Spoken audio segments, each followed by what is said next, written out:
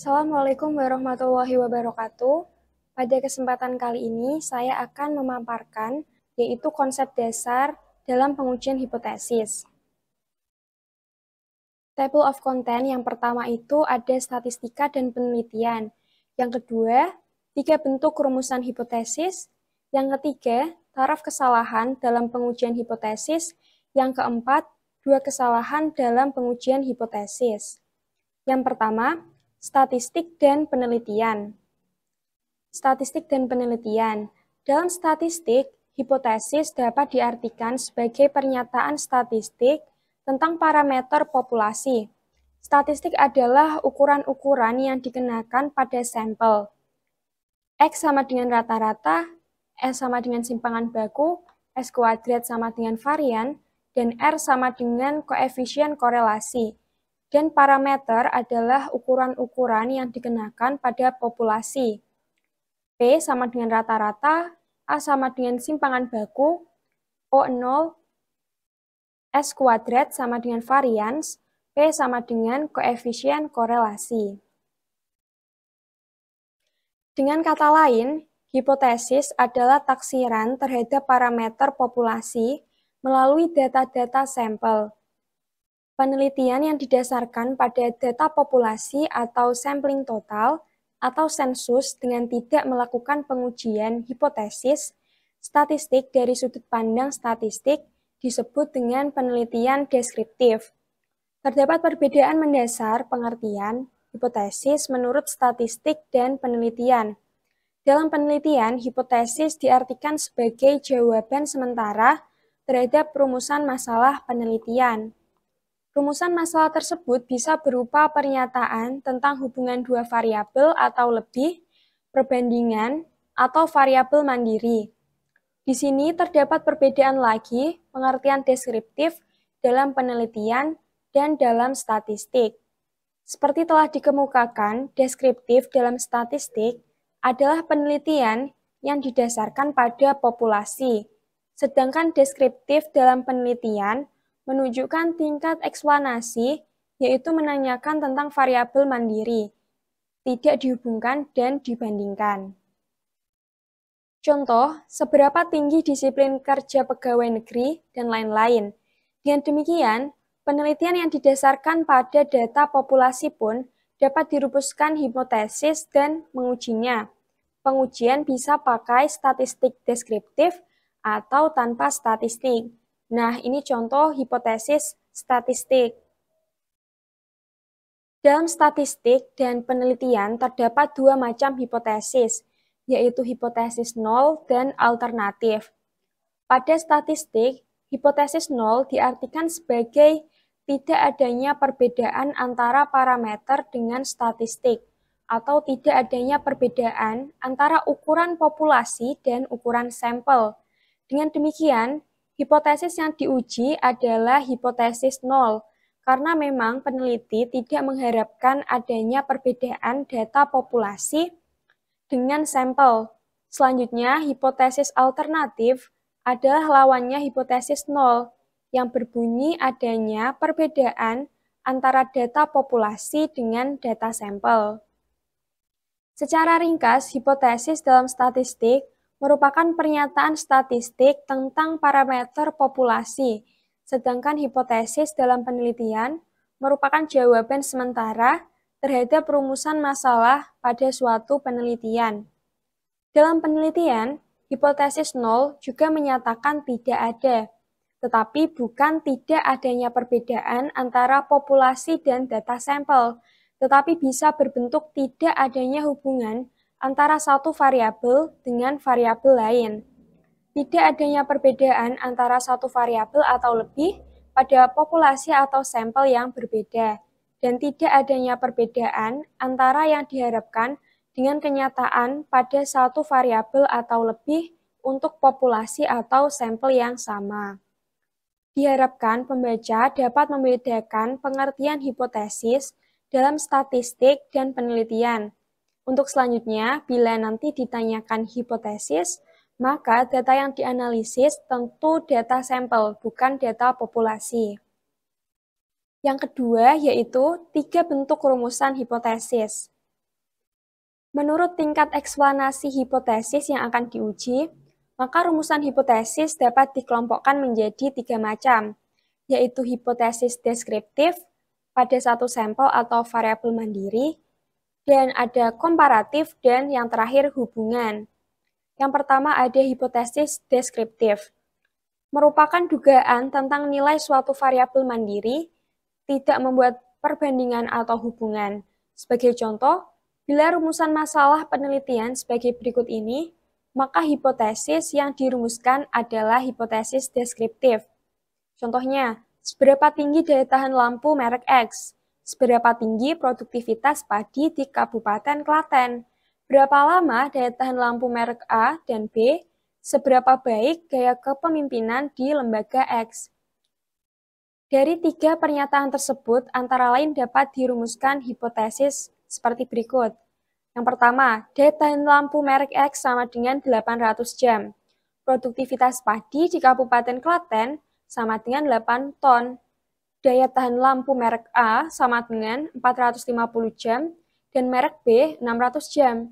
Serta gaya kepemimpinan di lembaga X telah mencapai 70% dari yang diharapkan.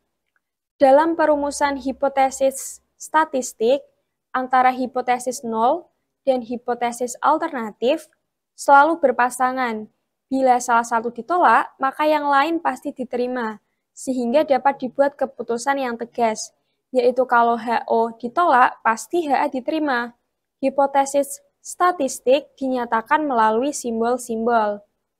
Hipotesis statistik dirumuskan dengan simbol-simbol statistik, dan antara hipotesis nol dan alternatif selalu dipasangkan. Dengan dipasangkan itu, maka dapat dibuat keputusan yang tegas, mana yang diterima dan mana yang ditolak. Berikut ini contoh berbagai pernyataan yang dapat dirumuskan hipotesis deskriptif statistiknya. Yang pertama, suatu perusahaan minuman harus mengikuti ketentuan bahwa salah satu unsur kimia hanya boleh dicampurkan paling banyak 1%. Dengan demikian, rumusan hipotesis statistik adalah H0 mu kurang dari 0,01 dan HA mu lebih dari 0,01. Dapat dibaca dengan hipotesis 0 untuk parameter populasi berbentuk proporsi lebih kecil atau sama dengan 1%. Dan hipotesis alternatifnya untuk populasi yang berbentuk proporsi lebih besar dari 1%. Yang kedua, suatu bimbingan tes menyatakan bahwa murid yang dibimbing di lembaga itu paling sedikit 90% dapat diterima di perguruan tinggi negeri. Rumusan hipotesis statistiknya adalah H0 mu lebih besar dari 0,90 dan HA sama dengan mu kurang dari 0,90. Yang ketiga, seorang peneliti menyatakan bahwa daya tahan lampu merek A sama dengan 450 jam dan B sama dengan 600 jam. Hipotesis statistiknya adalah lampu A, H0-nya mu sama dengan 450 jam dan HA-nya mu tidak sama dengan 450 jam. Sementara lampu B, H0-nya untuk mu sama dengan 600 jam dan HA-nya mu tidak sama dengan 600 jam. Harga mu dapat diganti dengan nilai rata-rata sampel, simpangan baku, dan varian. Hipotesis pertama dan kedua diuji dengan uji satu pihak atau one tail, dan ketiga dengan dua pihak atau two tail. Hipotesis komparatif merupakan pernyataan yang menunjukkan dugaan nilai dalam satu variabel atau lebih pada sampel yang berbeda. Contoh rumusan masalah komparatif dan hipotesisnya adalah, yang pertama, apakah ada perbedaan daya tahan lampu merek A dan B? Yang kedua, apakah ada perbedaan produktivitas kerja antara pegawai golongan 1, 2, dan 3? Rumusan hipotesis adalah, yang pertama, tidak terdapat perbedaan daya tahan lampu antara lampu merek A dan B. Yang kedua, daya tahan lampu merek B paling kecil sama dengan lampu merek A. Yang ketiga, daya tahan lampu merek B paling tinggi sama dengan lampu merek A. Nah, ini adalah hipotesis statistiknya. Selanjutnya untuk keempat, itu ada tidak terdapat perbedaan, ada persamaan produktivitas kerja antara golongan 1, 2, dan 3. Dalam hal ini, harga mu dapat diganti dengan rata-rata sampel, simpangan baku, varian, dan juga proporsi. Selanjutnya ada hipotesis hubungan atau asosiatif. Merupakan suatu pernyataan yang menunjukkan dugaan tentang hubungan antara dua variabel atau lebih. Contoh rumusan masalahnya adalah, apakah ada hubungan antara gaya kepemimpinan dengan efektivitas kerja? Rumus dan hipotesis nolnya adalah, tidak ada hubungan antar gaya kepemimpinan dengan efektivitas kerja. Hipotesis statistiknya yaitu H0, P sama dengan 0, dan HA, P tidak sama dengan 0, di mana P itu simbol yang menunjukkan kuatnya hubungan. Dapat pula dibaca hipotesis 0 yang menunjukkan tidak adanya hubungan antara gaya kepemimpinan dengan efektivitas kerja dalam populasi. Hipotesis alternatifnya menunjukkan ada hubungan. Yang ketiga ada taraf kesalahan dalam pengujian hipotesis. Seperti telah dikemukakan, pada dasarnya menguji hipotesis itu adalah menaksir parameter populasi berdasarkan data sampel.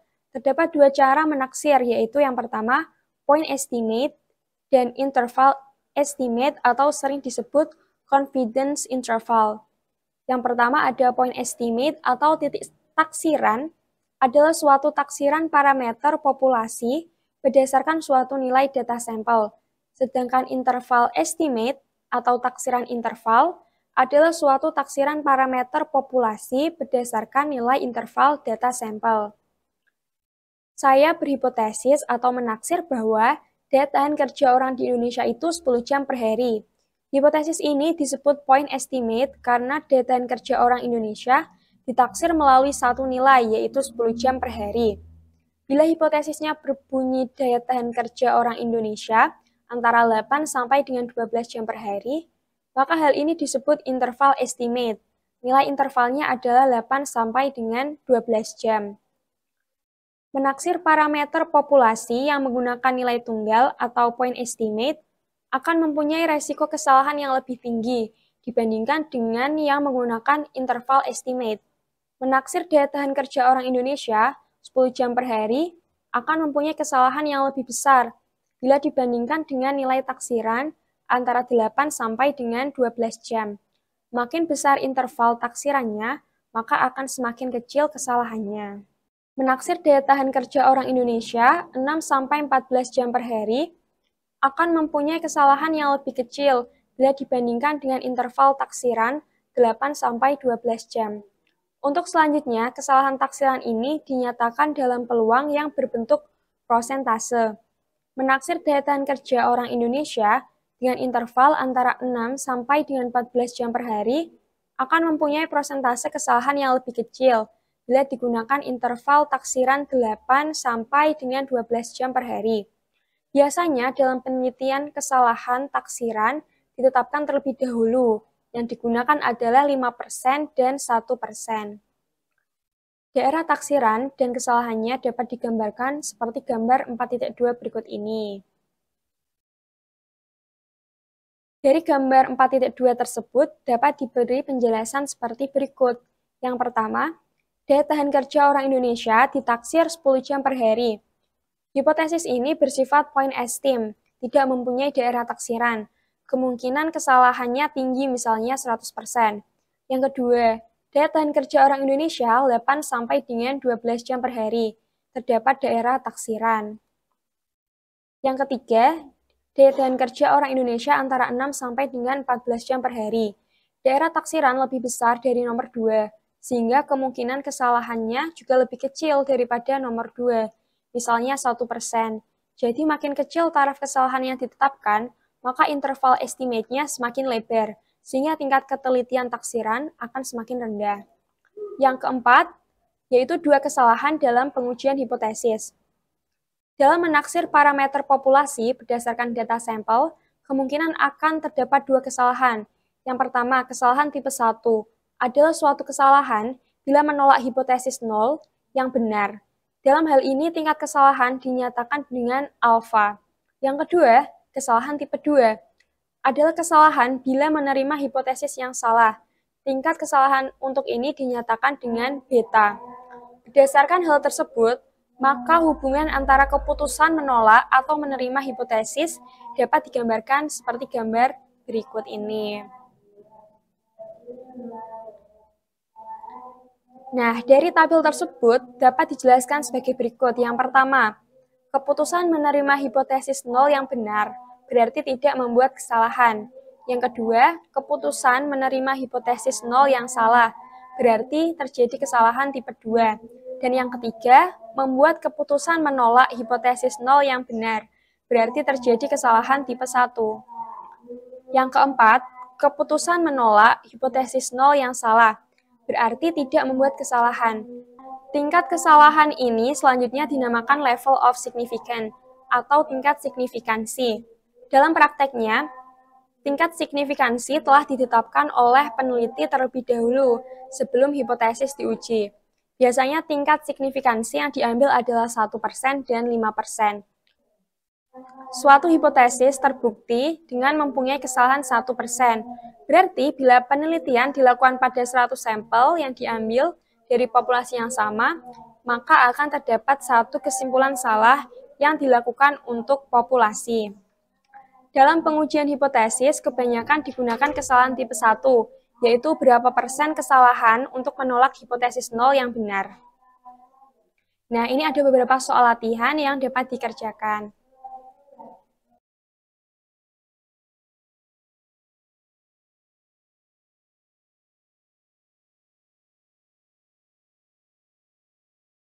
Sekian presentasi kali ini mengenai konsep dasar pengujian hipotesis. Terima kasih. Wassalamualaikum warahmatullahi wabarakatuh.